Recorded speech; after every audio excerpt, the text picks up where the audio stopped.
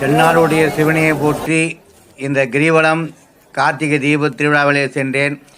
உண்மையிலே மெய்மறந்து போனேன். 14 கிலோமீட்டர் சுற்றி சுற்றி மழையில் நனைந்து வந்தார்கள். அதேபோல் அங்கே சூடான வாழைப்பூ வடை கிடைத்தது. அதையும் வாங்கி சாப்பிட்டு சென்றோம். பெரும் மழைதான்.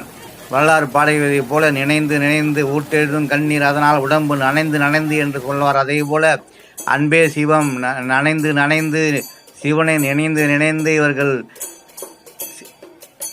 அண்ணாமலைக்கு அரோகரா என்று மழையை பொருட்படுத்தாமல் நடந்து வந்த காட்சி மெய் சிலிக்க வைத்தது. 14 கிலோமீட்டர் நடந்து நடந்து சிவனை நினைந்து நினைந்து சென்றார்கள். நானும் அதிலே சென்றேன். குடையும் சில பேர் எதிர்பார்க்கவில்லை. அப்பேற்பட்ட ஆற்றல் பெற்ற அண்ணாமலைக்கு அரோகரா, அண்ணாமலைக்கு அரோகரா என்று அடி அண்ணாமலையில் இருக்கிற அந்த தீபத்தை தரிசனம் செய்தோம். மிக அற்புதமான